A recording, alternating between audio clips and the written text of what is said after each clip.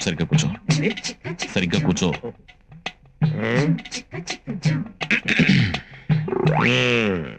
పెళ్లి కూతుర్ని పిలిపించమంటావా? పిలిపించమంటాడు బావా, అందుకే వచ్చింది. పిలిపించు. అమ్మాయిని ఒకసారి పిలిపించండి. కూర్చోండి, పిల్ల తండ్రి నేను ఉన్నానుగా, పిలుస్తాను. అమ్మా, రాజన్న వచ్చినాడు, పెళ్లి కొడుకు రాంబ్రహ్మ వచ్చినాడు, వాళ్ళ సైడ్ బంధువులు అందరూ వచ్చినారు. ఒక్కసారి వచ్చిపోమ్మా మెరుపుతీగా.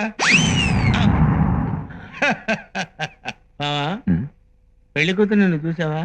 నువ్వు చూడలేదా? లేదు, వచ్చి శర్మని గడిపోయినట్టుంది కానీ పిల్ల కనపడలా. మా వాడు అమ్మాయిని సరిగ్గా చూడలేదంట. మళ్ళీ ఒకసారి రమ్మంటారా? అట్టాగా. అమ్మా, రాజన్న వచ్చినాడు, పెళ్లి కొడుకు రాంబ్రహ్మ వచ్చినాడు, వాళ్ళ సైడ్ బంధువులు అందరూ వచ్చినారు.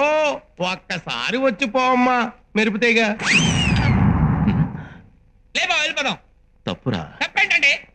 ఇందాక నేను చీర కనపడింది, ఇప్పుడు అసలు ఏమీ కనపడలా. ఏమీ చూడకుండా పెళ్లి చేసుకుంటావా? పిల్లకి కొంచెం సిగ్గెక్కువ, ఆ, తుర్రుమంటది. ఆ. అందుకే మెరుపుతీగని పేరు పెట్టిన. మీరు ఏ పేరు పెట్టుకుంటే మాకెందుకండి? పెళ్లి చూపులు అన్న తర్వాత ఆ పిల్ల ఎదురుగా కూర్చొని నేను కూర్చొని లుక్స్ మార్చుకొని మాట్లాడుకోవాలి కదా. అసలు మేము పెళ్లి చూపులకు వచ్చావా? మొదటి ఇంట్లో పరుగు పందెం చుట్టానికి వచ్చావా? రేయ్ బ్రహ్మం, అరవకు. ఒక్కసారి అమ్మాయిని నిదానంగా రమ్మనండి. దాన్నేం భాగ్యం. అట్టాగే. అమ్మా, మెరుపుతీగ, రాజన్న వచ్చినాడు, పెళ్లి కొడుకు రాంబ్రహ్మ వచ్చినాడు, వాళ్ళ సైడ్ బంధువులు రాంబ్రహ్మ వచ్చినాడు, పెళ్లి కొడుకు చచ్చినాడు, బంధువులంతా చచ్చినారు అని ఓ దీర్ఘాలు తీసి ప్రాణాలు తోడేస్తున్నావు కదా. ఆ పెళ్లి కూతురి ఒకసారి చూపిస్తావు. అమ్మాయిని కాస్త కాఫీ తీసుకురమ్మని చెప్పండి. అట్టాగా. అట్టాగే.